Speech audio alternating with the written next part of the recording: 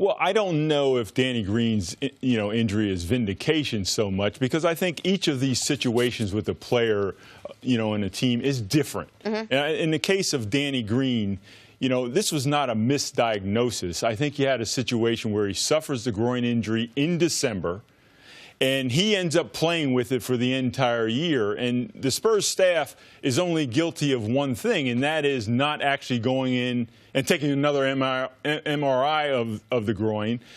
Certainly it was strained. Danny played, but that's how players are. They're competitive.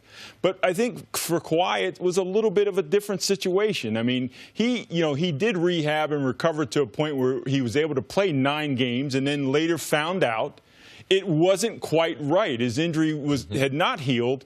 And then I think at that point he probably got a second opinion, and then, the rest is history. So I don't know. The Spurs staff is not guilty here. All right. I think each situation is different. Players are competitive. They want to play.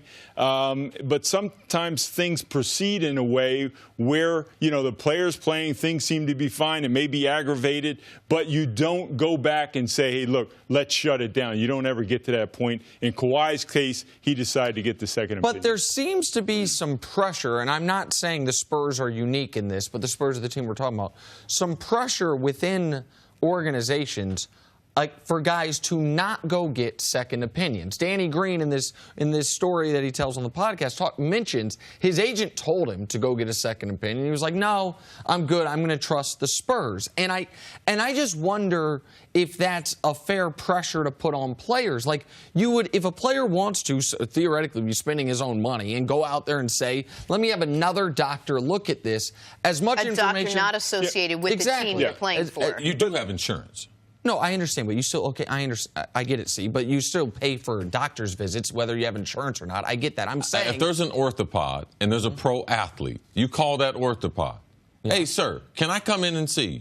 I'm sure there's not going to be a charge. Okay, well, it's not when I said pay out of your own pocket, my point is going outside of the team, not asking the team to do any work, for you to go get a second opinion. I don't know why there seems to be pushback from organizations to not want their guys to get as much information as possible. They don't want any outside influence on their players. They own the players. Look, you're talking about a bad situation. If every guy went out for every injury and got an opinion from a doctor, man, it'd be chaos in the locker room, in the training staff. But isn't that, maybe I'm confused, isn't that exactly what you said, the way you handled your body? Is that any MRI or X-ray you sent to your own doctor outside of the Vikings? Well, Nick, it's not going to be hard for you to believe. I didn't care what the Vikings thought. Right. I didn't care nothing about that. My body was the most important. I had a brother that played in pro sports. I was at Ohio State.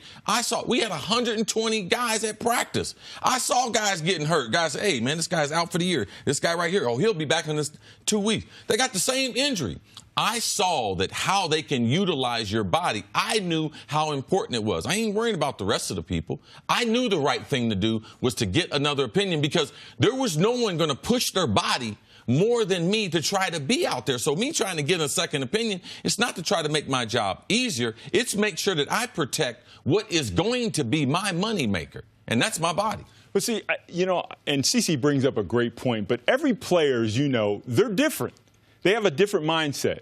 I just got off the phone with Danny Green. His mindset was this, is that he had a history with the San Antonio Spurs. He trusted them. They took a big chance on him in his career. He trusted them. They had never botched anything up, previously. He didn't feel that they did in this instance as well, and he was competitive. He wanted to play. His point to me was this, is that, listen, you have a lot of different injuries throughout the season, some of varying degrees of seriousness. He did not think this injury rose to the level where he thought that he had to go back, get a second MRI, get a second opinion, because they had always done right by him. But he mentioned, if you just spoke to him, that the groin injury went undetected. If it went undetected, obviously someone missed something, and he played with an injury that went undetected by the staff. Jenna, he was clear. There was not a misdiagnosis. They knew back in December he had a groin injury. He had progressed to a point where he felt he was ready to play and continued to play with it. His statement to me was this: look, some days you have good days with injuries, some days you have bad days. It never rose to the level where he thought that he needed to go get a second opinion. What Stu and Danny are talking about, there's just such a thin line between what is a growing strain and a growing tear.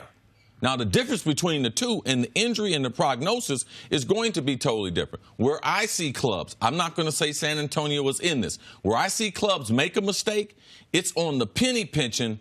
Do you need another MRI? Oh, those things are expensive. Are you sure?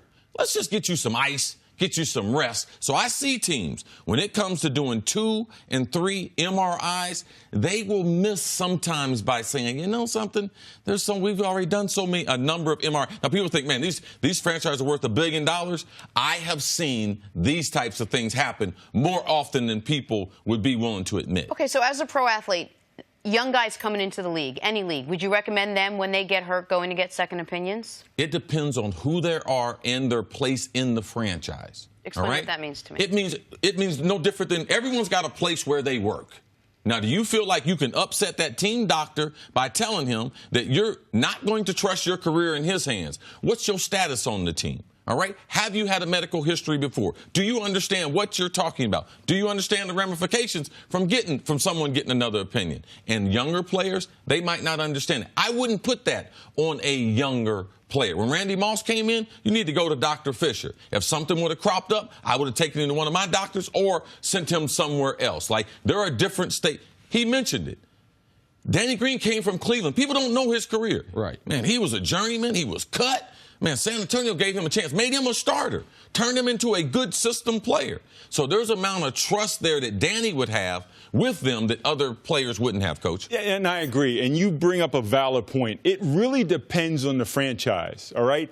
And having been a part of one, those are tough conversations as a leader of a franchise to have with your medical staff in terms of whether or not you think that in the best interest of the player, they should get a second opinion. Because remember, you hire these physicians. They're supposed to be, one of the best that they do. But Danny Green said it best. Everyone is not a specialist in every single injury. Of course. And there's 140 pro sports teams in this country, plus another 50 high-level college basketball and football programs. They all like to think, we got the best doctors in the world. Yeah. You can't. You can't. The Spurs, the Knicks, the Patriots, somebody doesn't have the best doctors in the world. Somebody amongst the league. By definition, some teams got the 30th best doctors in the NBA. And so I understand from Danny Green's agent's perspective. Danny Green's agent is not part of the Spurs family. Like the Greg Popovich will always have wine together, drink dinner together, Spur for life. Danny Green's agent's job, the reason he gets his 3% in the NBA, 3.5%, whatever it is to protect Danny Green at all costs. And so what he's thinking is, man, my guy's got a player option this coming offseason. If there's an injury that we need to take care of now, he can opt into whatever that money is, maybe get traded, as he did, and be as fully healthy when he's a true free agent a year from now as possible. That's what his agent's job is. But Danny Green might have played. That's the Stu said the problem. Danny Green still might have played. That's what the athletes do. They run through the stop signs.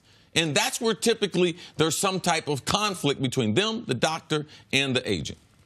Thanks for watching. Subscribe here to get the latest from the show. Also, be sure to check out more of the best clips from First Things First, or go watch a few segments from our other shows on FS1.